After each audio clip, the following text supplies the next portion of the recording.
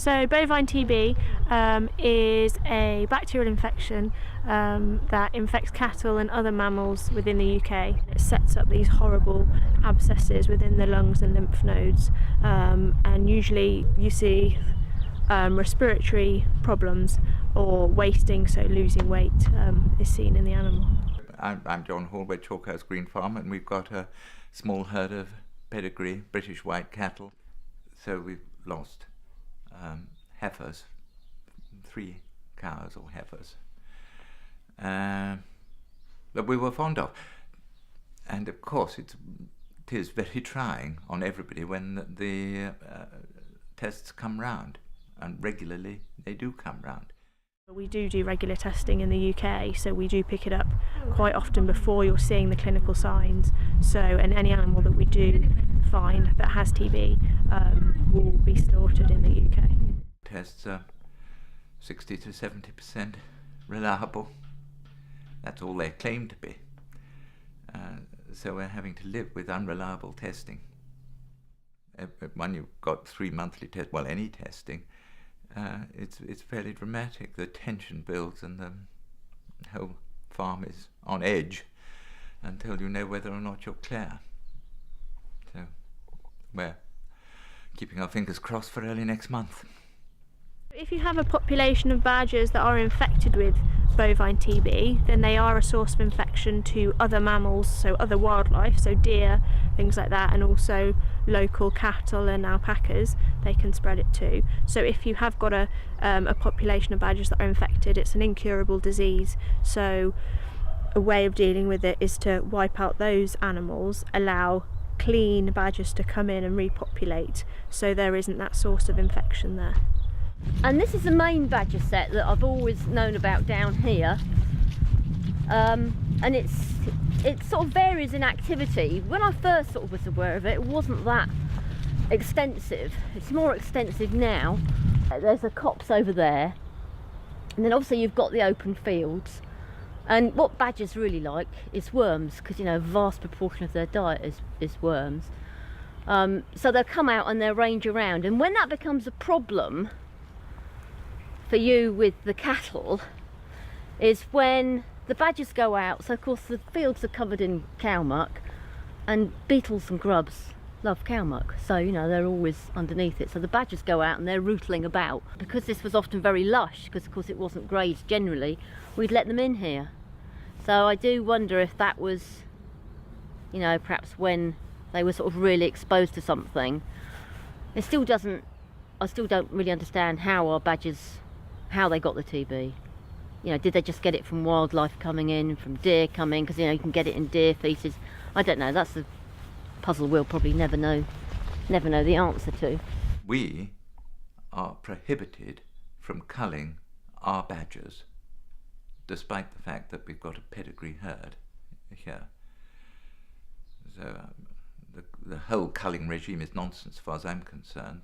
If you've got a case of TB on your land, then badgers should be culled on that land. To just cull every badger, whether it's infected or not, I don't know. Definitely very debatable. We could sort of push through there. Yeah, we're There. Yeah, that junction there.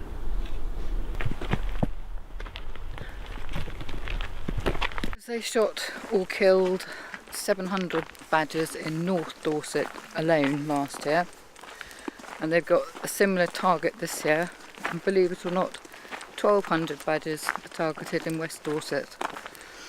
So that's a good percentage of what's left. The only thing we can do is to try and stop them, which means walking peacefully like we're doing now. It's mainly just walking the footpaths and around the area, just looking out for anything dodgy really. Looking out for cages, shooters, any signs of badger activity, block sets, anything like that. If you find a shooter, then they should pack up and move on, because they're not allowed to shoot when there's people about. You know, when you get these mysterious cases popping up where you have no other movements onto the farm, because we're pretty much a closed herd apart from our bull. So, you know, where did the TB come from? Well, maybe we brought it in with the pig. It had never occurred to me to test a pig for TB before it came onto the property, and I don't think it would occur to many people. Commercially, in big pig units, they always feel it's like a dead end because, you know, most pigs are only raised to so many weeks old and then they go off to slaughter, so it's a dead end. However, I feel that this is something that people ought to be pursuing. Maybe the NFU ought to pursue it, or Smallholder magazine, because it could be a perfect pocket of TB sitting there waiting to be moved clandestinely round the country, completely unaware, and we'll just never know. So basically there's a lot of never know and a lot of frustration, but I'm very fond of my badgers despite that. There are very many farmers who don't believe it is badgers at all and won't have the cull on their land. All mammals carry TB, foxes and deers and worms, all sorts of creatures, so really to blame the badgers, one has to ask why have the badgers been blamed? Farmers that I've spoken to that have said they haven't got TB in their herds have had badgers on their land, and a lot of those farmers don't want their badger colonies interfered with because they say if they've got a TB free herd, why would they interfere with their badgers? It might make things worse if they do, and hats off to those farmers, that's common sense. What's been happening and what's going on now just simply is not working. It's spreading. It's spread in our direction, as you obviously gathered. Certain areas get clearance for a bit, but TB is everywhere in the countryside, in wildlife, and not just badgers, I mean. It's well known that the deer spread it as well. So we've simply got to have a new approach. Badgers are an asset if they're uninfected. We like to have badgers around, and the last thing we want to do is cull badgers that are uninfected, because they keep out badgers that might be affected. We don't want these badgers wandering all over the countryside. When I first used to come down here, and I've stood in the wood and watched the badgers, it was just a couple of holes, and now it's, as you can see, it's quite extensive. And then on the other side of the valley is where we had this really unusual thing for us. We've never noticed it before. In fact, Johnny, the owner, noticed it. So we've got some land that we use over there, and last spring he discovered this latrine, and the badgers over there had obviously come over and used it, and then our badgers, I'm pretty sure, had gone over and, you know, they'd marked their sort of territory. And the thing is with the land over there is that the previous farmer who had it, he wasn't the owner, he just rented it, and he ran a lot of cattle on it. Now his cattle came in, he had cattle from all over the place. So then I do think maybe he had cattle from all over the country. Maybe he brought it over to that land with his cattle, and the badgers got it. So I do, I think, well, maybe that's where it came from. All these years we've been here and never had TB. You don't know. Its emotional impact is very severe, and you can no doubt got the figures yourself of how many farmers have actually committed suicide. It's the emotional impact, really, and ridiculously, you felt like it was your fault. You felt like a sort of, well, I did. I felt like a social stigma. I felt so guilty that we had TB, and was it something that we'd done?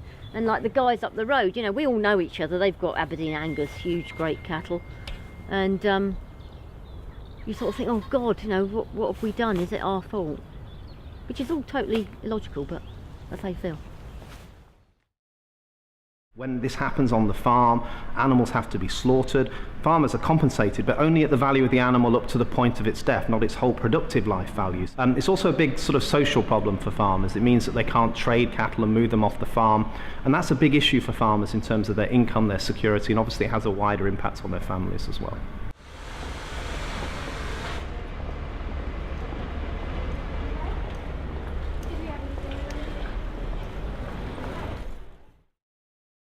I think the problem with the bovine TB issue is it's complicated. You know, we have a science meeting tonight which will explain some of the intricate science and history behind the issue. It's not simple. What we're trying to do is to tell people that the farmers have a problem, but there are better ways of dealing with it than killing our wildlife. And also we're trying to explain to the broader public that even if we don't see animals like badgers very often, we might only see them dead by the side of the road, it shouldn't mean that we don't care about their future and the need to protect them. But if you keep your eyes and ears open, you can hear or see shooters in fields. You look out for their lights, and then you phone our friends who are known as the pixies, and they will come and interfere, let's put it like that.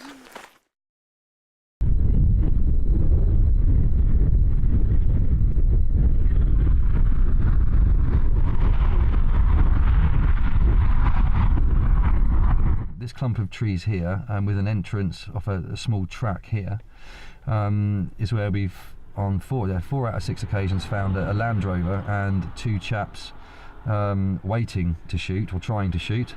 That evening eventually they disappeared quite quickly, but the hope is tonight we'll go back in through this footpath down the side of the hill to see if there's any wildlife out and to see if we can catch sight of either them in here or maybe further up the hill at Elbury Copse. It is an irrational cull. It's a cull that they know isn't going to work. They know that they'll never be able to tell whether it works, but it's also very unpopular with the public, and it's not supported by the science. So if you make a cull legal on those terms, you can expect the public to go and disrupt them. Down the end of here, through the next gate, we've got 2 more. We've got 2 sets of gates that we're going to check to see whether they've been opened. You can see here that it's all padlocked. They're human, they're quite lazy, like we all are, and normally if they go in somewhere they don't lock themselves in. So that would say to me that there's nobody in there, no vehicle in there, which is, like I said earlier, it's just as good as finding someone, because you know nobody's here. There's many people that feel they want to go into the cull zones, they want to express their opposition to this policy. Some will follow a very legal route in the sense of public protest but not do anything that might potentially break the law. Others might move beyond that, might potentially go onto land they shouldn't, might for example break open a cage. It's up to individuals to decide what action they want to take. What I would say is that the government know that this policy is not science-based, they know that it's costing a huge amount of money and it's very cruel, and they can expect public opposition as a result, and that's exactly what you're seeing. If they're using their night vision, shining a light at them stops it working. Hurts your eyes a little bit as well, but which is a shame, I suppose.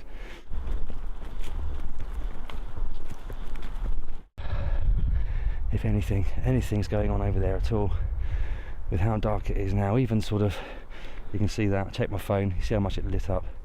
If someone over there does the same, if they light a cigarette, if they flick a torch on and off really quickly, or if they use their night vision, they'll appear clear as day and we'll be able to spot it from here. The proof of the pudding really is, was there any reduction in the number of breakdowns due to the cull? And in fact the ISG's own data, reactive culls versus no culls, the accumulated breakdown was almost identical.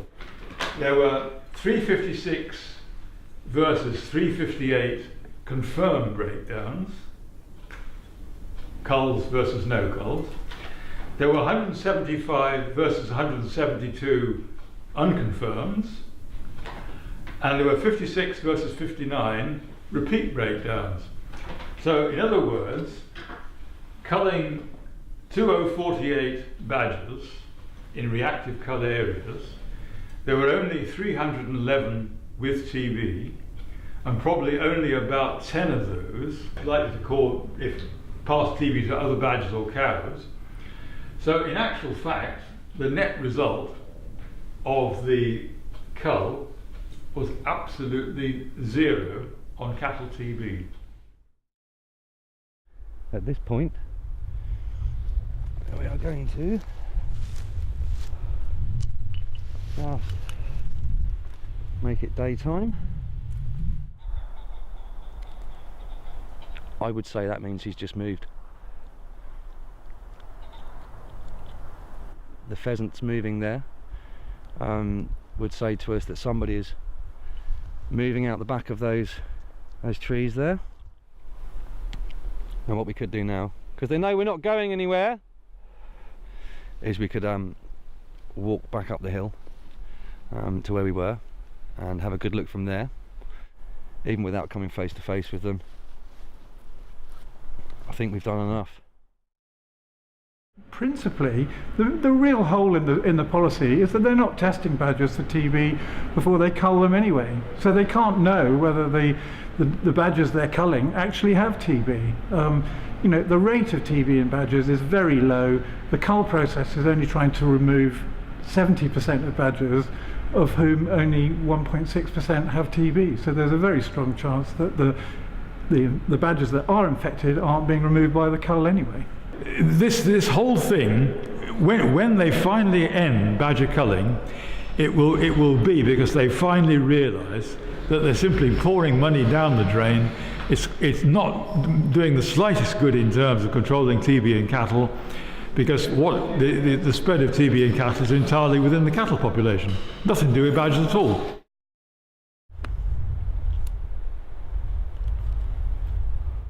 That'll do one of two things. If they're here, they'll want to come and get rid of that, and two, it's going to give yourself and myself from the hill a bearing on where the other lights are appearing, because with that flashing we'll be able to see that, and we'll be able to put the other red lights in conjunction to that. You know, at this point there's no other reason for them to give themselves away like that other than the fact that they're fucking off.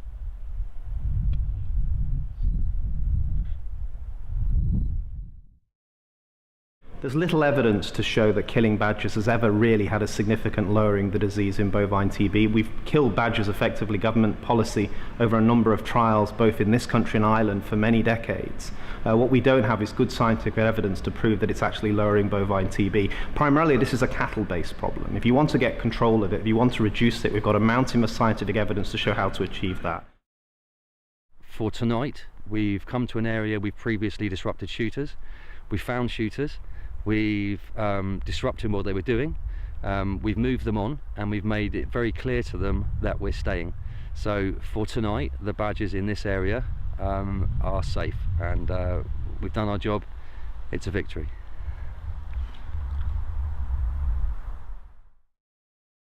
Culling is the worst thing you can do. It's hugely expensive, it's terribly disruptive, it's cruel, it's inhumane, and it's the least likely method to work. So there can only be one reason why they're doing it, and that's because they made it, in the 2010 election, the Conservative Party made it a manifesto commitment. They know that a lot of their support, financial and vote-wise, comes from rural communities. There's a small, hard core of people who are supporting this government who want the cull for their own reasons, and it certainly isn't scientific, and it's certainly got nothing to do with TB. It is all political, I'm afraid. I listened a lot to the debates in Parliament, and what you do is you listen to the position that the government is adopting, that it is setting out. You listen to the evidence critically upon which they have decided to base their policy decision. Various options were looked at, and the government came to the conclusion, having listened to expert voices on this, that the cull was one way of doing that, and their judgment the preferred way to do that. I think, you know, what we've seen is a demonisation of the badger. We've seen government vets, civil servants, ministers basically making statements about badgers which are inaccurate, about the danger they pose in terms of spreading disease between the species and also to cattle and other animals. I think they've also given a green light to wildlife criminals, because by demonizing the animal, they've made illegal persecution more of a problem in our countryside. So people are legally snaring, gassing, shooting badgers. It's already a problem, but it's getting worse. I think the government will want to present to Parliament the evidence on how the cull has worked to date, what perhaps changes they want to make as it is considered going forward, but crucially evidence. What evidence is there of the impact on the cull? Has it had success in addressing the problem that it was brought in to do? Save our badgers! Stop the cull! Save our badgers! Stop the cull! Save our badgers! Stop the cull! This is the 5th debate that we've had in this House. 2 of those debates were subject to a vote, and they were overwhelmingly to end the badger cull. When people talk to me about democracy, I start to think to myself, okay, is it really democratic when Parliament has already decided twice that the badger culls should be over? Because when Ipsos Mori did a poll in 2015, 93% of the people of this country want the badger cull stopped. That is the will of the people. The previous government had spent millions on the random badger cull trials. And the whole purpose of that was to see whether a cull would work. After spending those millions, it was proven that a cull wouldn't work. It was a carrot that was dangled in front of farmers. And it doesn't... A cull of badgers will not reduce bovine TB in cattle whatsoever. To test if a cow has been exposed to bovine TB, we currently in the UK use a skin test. Clip 2 areas of the skin, and then we measure these areas before we inject.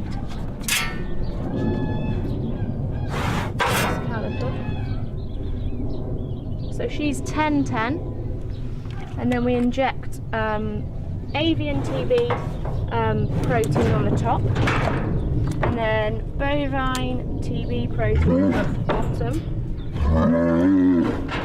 and then injecting them with this protein, those immune cells should flood to that area, cause some inflammation where we've injected them, and we'll see a lump on the skin 72 hours after we have injected them today. You can't vaccinate cattle. You can't vaccinate cattle because any that are then exported will have to be tested by the skin reactor test. The skin reactor test can't differentiate between a positive test that's actually going to develop bovine TB or that's been vaccinated. Forget the cull. Spend that money on introducing as quickly as possible a replacement for the reactor test, the reactor skin test, which is what they're using at the moment to test a cow to see whether it's positive or not. It's tremendously inaccurate.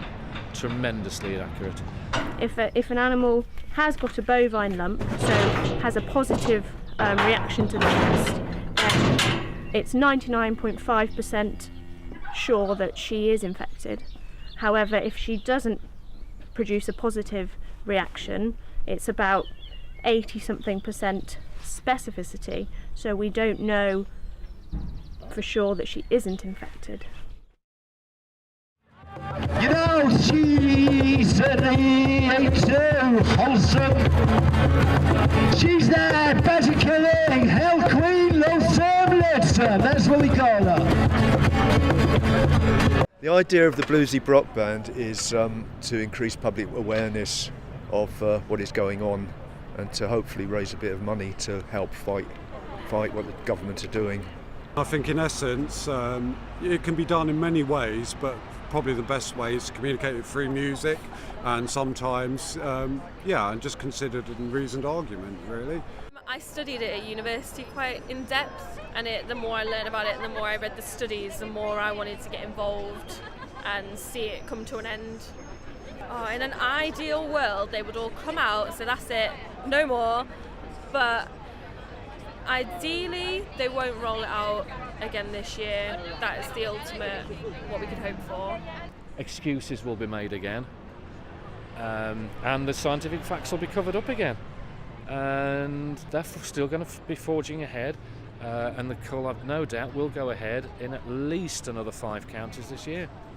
Probably Shropshire, Oxfordshire, Cheshire, and there'll probably be another couple as well.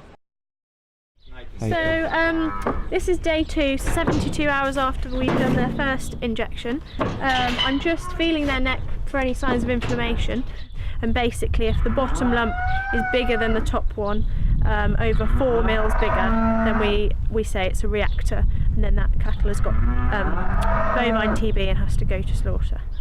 The badgers now are facing extinction in some parts of the country because they're being culled, simply to keep this industrialised farming going. We need to be out there when the culling happens this summer. We need to be out there in the fields, we need to be out there in the meadows, and we need to fight our damn hardest, harder than we've ever fought before.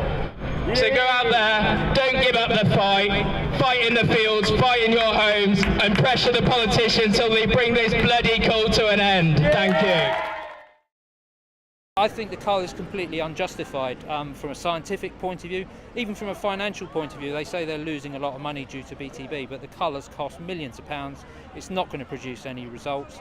I say it's unjustifiable, it's unsustainable, it's ineffective, and basically at the end of the day the farmers are going to still be faced with BTB if they don't change the way they react. So complete waste of time and money.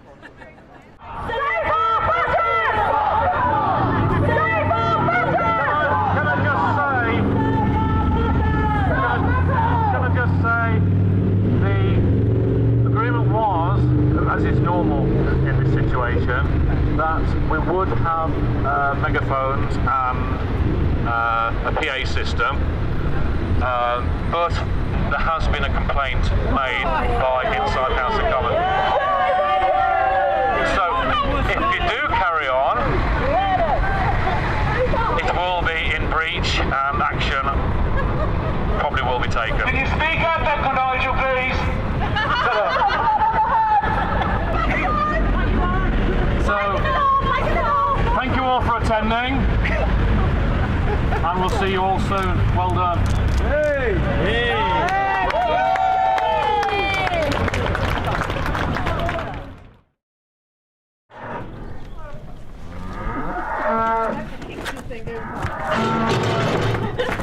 Just to show demonstration. 100. 18, 12. That's fine. 108, just a tick. 28, yeah, she can have a tick. Well done, Florence. Well done, Florence.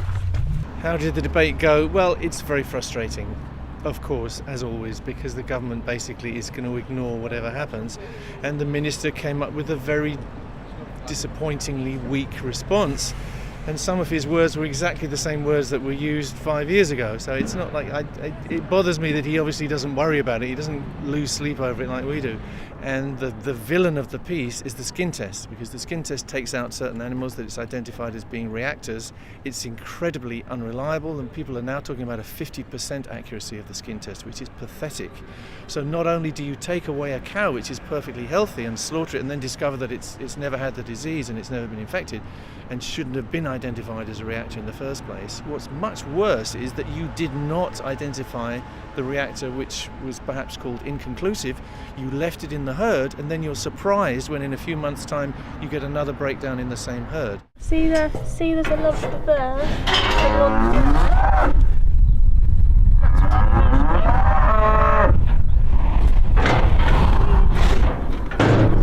That's 20. Hey. And that one is 18. So that's fine. Oh, 2018. Just to give you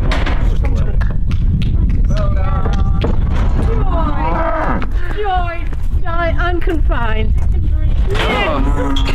The misery and the pain over for the time being. Oh, we're here now. Yeah, now. Okay. Oh, I'm so happy. Total joy. Oh, what a huge relief. Good. I get so worried. I know you're really sweet about it. Horrid. I just wish that the people who made the rules minded as much as we do. It would help, wouldn't it? Oh, Nick. But when you risk losing things, it's particularly when you've difficult got, to really love them, when you've got to go through the pain of losing them. Pick out the bubbly. Everyone's happy now. Happy. If they had any statistics to demonstrate the fact that what they're doing is working, they would be giving them to us, don't you think? You know, so there are so many signs here, you know, and I try to remain impartial as a scientist, you know, but of course every scientist has a belief. You wouldn't think that science is a religion, but scientists do have beliefs, and my belief is that there's been a terrible mistake made here.